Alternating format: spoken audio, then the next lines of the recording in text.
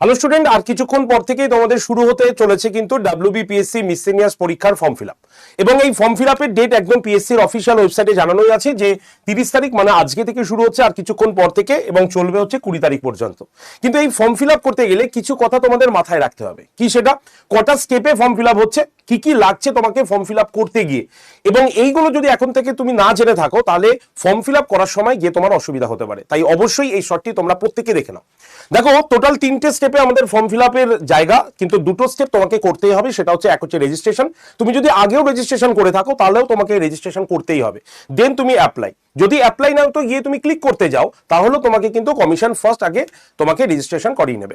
Registration করতে গেলে কি কি লাগবে? নাম্বার 1 হচ্ছে রেজিস্টার মোবাইল নাম্বার। পাসওয়ার্ড তোমাকে নিজেই চুজ করে দিতে হবে এবং ম্যাক্সিমাম সেটা 15টা ক্যারেক্টারের মধ্যে হতে হবে।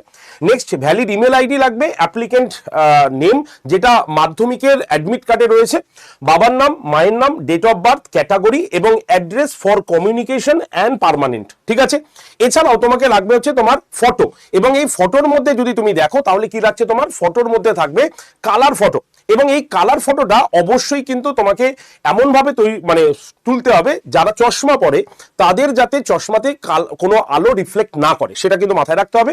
এবং সেটা 20 থেকে 100 কেবির মধ্যে জেপিজি এবং অথবা জেপিইজি ফরম্যাটে।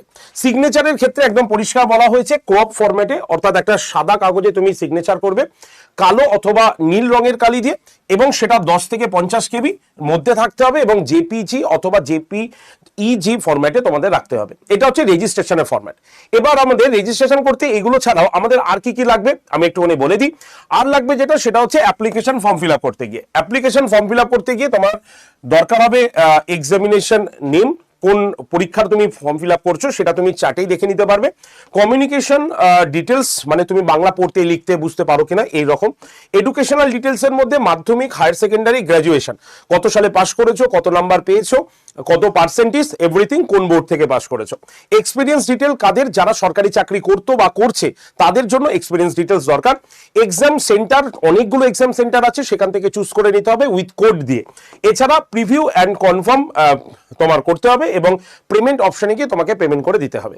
এই হচ্ছে আমাদের ফর্ম ফিল আপের আগে রেজিস্ট্রেশন এবং অ্যাপ্লিকেশন ফরম্যাটের সম্পূর্ণ কিছু। আমি এটা নিয়ে একটা শো করে দিয়েছি, ডিটেল শো, তোমরা আড্ডা 247 WBCS টপার চ্যানেলে দেখে নিতে পারো। আর তোমাদের জন্য এটাই বলবো, আমাদের ফ্রি ক্লাস অলরেডি কিন্তু স্টার্ট হয়ে গেছে। তাই তুমি যদি ফ্রি ক্লাসে জয়েন করতে চাও তাহলে 8013492626 নাম্বারে জাস্ট পিএসসি লিখে তুমি সেন্ড করে দাও, তাহলে তোমার কাছে হোয়াটসঅ্যাপ গ্রুপ জয়েন্টের লিঙ্ক চলে আসবে। লিঙ্কে ক্লিক করে তুমি গ্রুপে থাকো। আর যদি কোনো ইনফরমেশন জানতে হয় অবশ্যই এই ভিডিওর কমেন্ট সেকশনে তোমরা জানাতে পারো। Thank you.